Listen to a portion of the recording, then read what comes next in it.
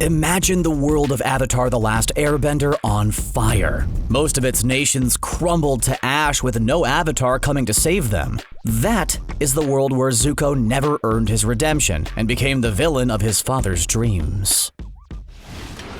I'll explain all about the global destruction here in a second, but we need to establish a few things first. So first things first, let's establish where exactly Zuko's redemption actually happens. This is a surprisingly difficult question, as there are many moments throughout the series where Zuko has his awakening. The easiest point to cite for his redemption is the one where he finally turns on his father. This isn't really an impulsive move, though. If anything, it's an inevitability coming to fruition. The previous point comes when Zuko betrays Team Avatar without revealing that Katara has the magic healing water from the North Pole. Sure, this isn't a true redemptive moment for Zuko, but it does prove that his mind wasn't as made up as he thought. Nope, the true moment of redemption for Zuko came when Iroh convinced him to relinquish the blue spirit and save Appa. From that moment forward, Zuko had changed on a fundamental level. The rest of his arc was simply him accepting that change. It's part of what makes his arc so magnificent. Redemption is kinda like tipping over a vending machine.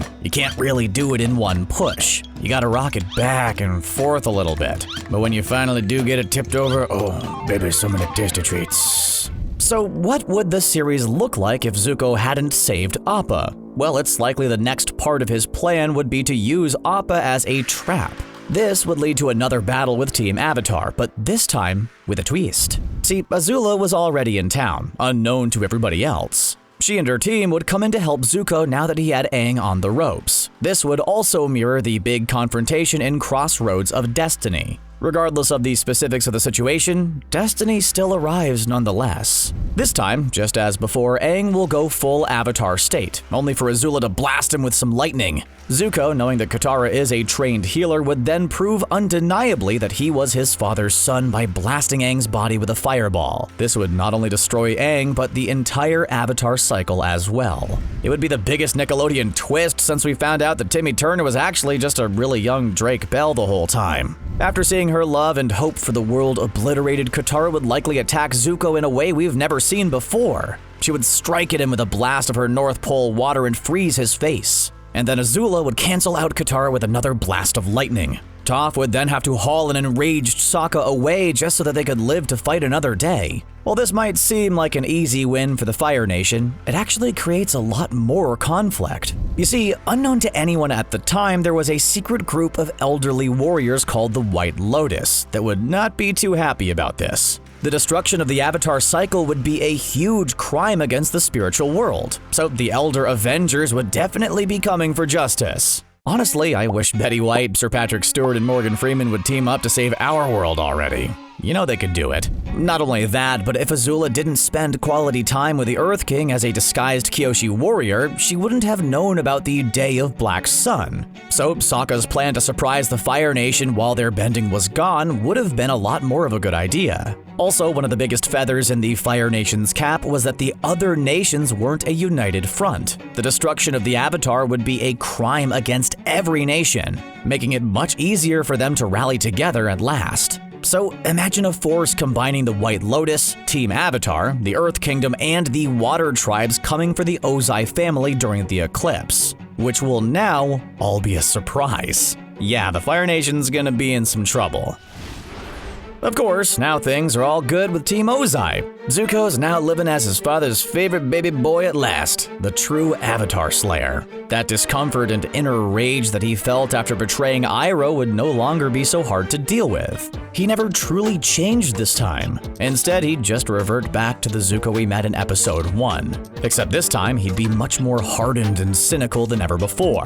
To complete his transformation into Dark Zuko, he would now permanently hide his disfigurement beneath his blue spirit mask. This would essentially make him Avatar's Darth Vader, the seemingly irredeemable monster of the Fire Nation.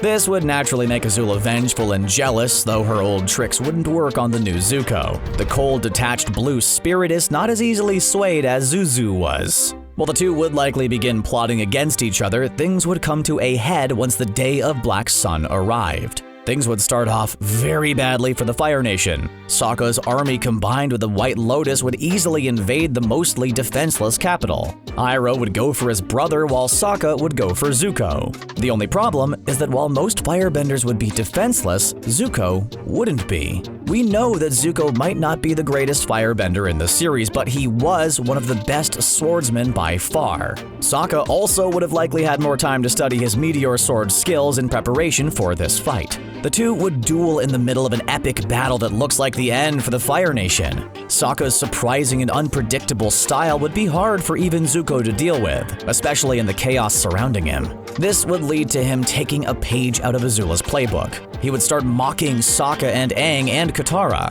This would cause Sokka to start making mistakes. All it would take would be one wrong move for Sokka to give Zuko an opening. And then things would finally take a turn for the worse. Zuko would get the upper hand on Sokka, slashing away the leader of the combined army. Then the eclipse would end, allowing the firebenders to repel the invaders. Meanwhile, Iroh would have succeeded in capturing Ozai. He would throw his prisoner before the Fire Nation army, declaring the battle was done. Even Ozai would likely tell his soldiers to surrender to spare himself. This cowardice would be met with a bolt of lightning from his own daughter. A smiling Azula would declare that the Fire Nation never surrenders as she and Zuko continue to battle. Iroh, unable to bring himself to fight his beloved nephew, would retreat. The Fire Lord would be destroyed, but the Fire Nation would be victorious. Zuko and his sister would stand proud of their accomplishment, but only for a few seconds. You see, only one of them can be the new ruler. Azula would challenge her brother to a final confrontation, but this Zuko wouldn't take the bait. Instead, he'd issue a signal and suddenly there would be an explosion where Azula was standing.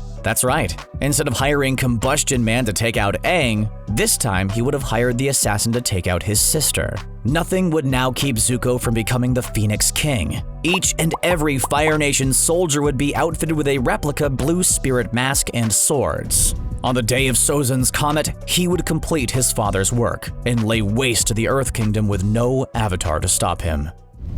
So this brings us to the Legend of Korra continuity, only with one huge problem. There's no Korra. Without the Avatar cycle, everyone's favorite hot-headed hero would be a no-show. So who would be the hero in a world where Korra, Tenzin, and the gang likely didn't even exist? Well, I have some pretty crazy ideas on that front. You see, in the Northern Water Tribe, a local criminal would have discovered how to bloodbend without needing the full moon, and would have taught this to his children. The leader of that tribe would also have discovered spiritual secrets that were buried centuries ago. Not only that, but a dark group of fighters sprung from the ashes of the White Lotus would have formed. Perhaps most importantly, a young metal-bending woman would unite the survivors of the Earth Kingdom into a new empire. Yeah, that's right. Amon, Unalaq, the Red Lotus, and Kavira are now the closest things to heroes the Avatar universe has left. In a world completely engulfed in flames, even the villains can become heroes. This Zuko would also be nothing like the one we see in Legend of Korra. That Zuko managed to have a family and happily forged a new world with the Avatar and his friends. This one wouldn't have had any time for family or happiness. You see, there are a lot of long-term problems with burning half of the entire world. For one, you also burn a lot of your farmland and nature. Knowing Avatar, this would probably anger more than a few spirits. It would also make the Fire Nation's expansion into the Earth Kingdom 5 times as difficult. Now they would have to rebuild cities, replant thousands of trees, and desperately try to reinvigorate the farmland. His years ruling would likely have been filled with impossible task after impossible task that would only degrade the Fire Nation over the decades. Taking over the world is one thing, but ruling it would be a whole other problem. The elderly Phoenix King's troubles would get worse with that pesky equalist movement. Now that the Fire Nation has wiped out a sizable portion of the population, it would be very easy for Amon to get non-benders on his side. Only this time, he'd likely focus his attention on taking the bending away from firebenders.